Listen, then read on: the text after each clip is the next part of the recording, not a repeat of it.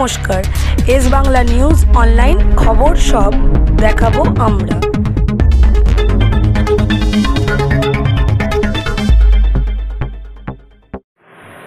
নমস্কার, আজ আমরা এসে পৌঁছেছি আরামবাগের জয়ী প্রার্থী মিতালি বাগের পক্ষ দিয়ে। তা আজকে আরামবাগ বলুন, শ্রীরামপুর বলুন, হুগলি লোকসভা বলুন, এত জয়ের পতাকা উড়েছে। বিশেষ করে যার কথা বললে কম বলা হবে, পশ্চিমবঙ্গের মাননীয় মুখ্যমন্ত্রী মমতা বন্দ্যোপাধ্যায় হাত শক্ত করতে এবং তৃণমূলের পতাকা উড়িয়েছে আজকে মিতালি বাগ মহাশয়। এবং পশ্চিমবঙ্গের মন্ত্রী শ্রী বেচারাম মান্না মহাশয় এবং উপস্থিত ছিলেন আরামবাগের রমেন্দ্র সিংহ রায়। তাদের আশীর্বাদে আজকে আপনি এত বড় অ্যাচিভমেন্ট গ্রহণ করেছিলেন, সেই হিসেবে আপনি কি বলবেন? নমস্কার আপনাদের সবাইকে। দেখুন, মিতালি বাগ রয়েছে একা নয়, তার কারণ যখন আমার দলের কাছ থেকে একটা বার্তা আসলো, যখন দলের কাছ থেকে বার্তা আমার কাছে এসেছে, আমি সেই সময় কৃতজ্ঞ জানিয়েছি যে দল আরামবাগ লোকসভা কেন্দ্র থেকে আমাকে ভরসা করার জন্য আমি প্রথমেই ধন্যবাদ জানাই মাননীয় মুখ্যমন্ত্রী মমতা বন্দ্যোপাধ্যায়কে এবং সর্বভারতীয় সাধারণ সম্পাদক অভিষেক বন্দ্যোপাধ্যায়কে। আরামবাগ যে জয়টা সার্বিক সকলে এবং আরামবাগ লোকসভাবাসী চেয়েছে, আরামবাগ লোকসভা ভোটাররা চেয়েছে, তারা শান্তির গোলার মালা নিজেরা করেছে বলে সেটা সম্ভব হয়েছে। মমতা বন্দ্যোপাধ্যায়ের উন্নয়ন। আমি বিগত কিছুদিন ধরে আমি যখন ক্যাম্পেনিং চলছিল আমি মানুষের বাড়ি বাড়ি যখন গেছি, তখন একটা জিনিস স্পষ্ট এবং পরিষ্কার হয়েছে যে মমতা বন্দ্যোপাধ্যায় কোথায় একটা আবেগ, অভিষেক বন্দ্যোপাধ্যায় মানুষের কাছে আবেগ, মমতা বন্দ্যোপাধ্যায়ের উন্নয়নকে তারা স্বাগত জানিয়েছে। প্রত্যেকটা বাড়িতে আবার বৃদ্ধ বনিতার জন্য মমতা বন্দ্যোপাধ্যায় করেছেন, এর জন্য আমার সম্ভব হয়েছে। আচ্ছা,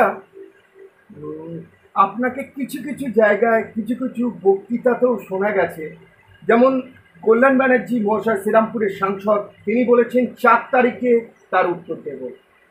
রচনা বন্দ্যোপাধ্যায় বলেছে সময় আসুক উত্তর দেব। এবং আপনি কোনো না একটা জায়গাতে স্টেজে উত্তর দিয়েছেন, আপনাকে মিডিয়া পার্সন লোক প্রশ্ন করেছিল, তা আপনি কিভাবে জয়ের পতাকা করবেন? তখন আপনি উত্তর দিয়েছেন, আমার তলায় যারা মানুষ, বৃদ্ধ বৃদ্ধা, ভাই বোন, তারাই আমাকে 4 তারিখে উত্তর দেবে। হ্যাঁ, এটা তো ঠিক। দেখুন, আমি তো এটা বারবারই বলেছি যে দেখুন, বিরোধীরা বারবার বলছিলেন অন্য কথা। আমরা কিন্তু আমাদের মাননীয় মুখ্যমন্ত্রী মমতা বন্দ্যোপাধ্যায় সভা থেকে বলেছিলাম, ব্রিগেডের সভা থেকে বলেছিলাম বাংলার গর্জন বিরোধীদের বিসর্জন। তো মানুষ বিরোধী থেকে বিসর্জন দেবে, মানুষ বিরোধী থেকে প্রত্যাখ্যান করবে, এই চিত্রটা অনেকটা পরিষ্কার হয়ে গিয়েছিল। তার জন্যই কিন্তু প্রত্যেকেই বলেছিল 4 তারিখের উপরেই কথা বলা যাবে। আর আমরা 4 তারিখে কী কথা বলবো আমরা নিশ্চিত ছিলাম, জয় সম্পর্কে নিশ্চিত ছিলাম বলেই আমরা সেটা কিন্তু বলেছিলাম। আর কল্যাণবাগের মতো মানুষটা একদম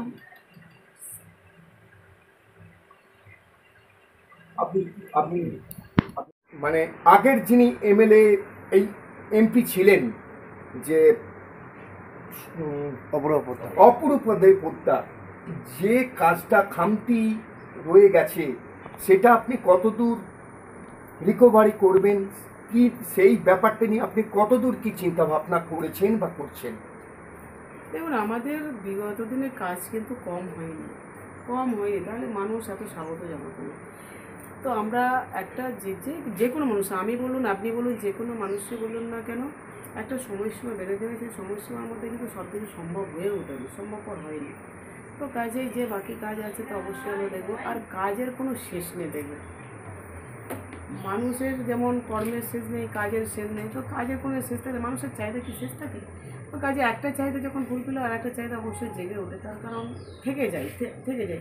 আমি যেমন একটা রাস্তায় পেলাম, রাস্তায় পাওয়ার পরে মনে হয় যে ঝাঁঝার থেকে একটু একটু আলো, তো আলোর পর মনে হয় যদি আর একটু আমার একটু গ্রাম আছে, গ্রামে যদি পৌরসভা দেবে, মানুষের চাহিদার কিন্তু কখনো শেষ থাকে না। তো সেখানে আমি চেষ্টা করে দেবো বাকিটা আরও আগিয়ে আমার গ্রামকে গ্রামের উন্নয়নকারী ত্বরান্বিত করার জন্য তো অবশ্যই চেষ্টা করব। আপনি এই 2.5-3 মাস ধরে যে যুদ্ধটা চললো, যে লড়াইটা আপনি করলেন, মাঠে গিয়ে জনগণের সাথে সব মানে সবজি আলু এগুলো তুলছিলেন, জনগণের মনে আপনি একদম গভীরভাবে বসে গেছেন। তারপরে যে লাস্টে ব্যালট বক্সা খুললো 4 তারিখ, লাস্টে যে আপনি জয়ী হলেন, সেই আপনার কি বিষয়টা একটু বলুন। দেখুন, আমি মাঠে ঘাটে যেটা গেছি, কারণ আপনারাও আমার এখানে এসে দেখতে পারছেন আমার চিত্রটা, কারণ আমাদের গ্রাম আমার প্রত্যন্ত গ্রাম, এবং আমরা কৃষক পরিবারের সন্তান। আমি কৃষক পরিবারের সন্তান। কৃষিকাজটা আমাদের মেনলি জীবিকা, কৃষিকাজটা জীবিকা। তো সে ছোটোবেলা থেকে আমাদের কাজ সব, শুধু আমি নয়, আমার বাড়ির যাকে বলবেন কৃষিকাজে একদম অভ্যস্ত। তো সেই জায়গা থেকে আমি পারি বলেই হয়তো অনেকটা সহজ হয়েছে মানুষের কাছে কাজটা দেখানো।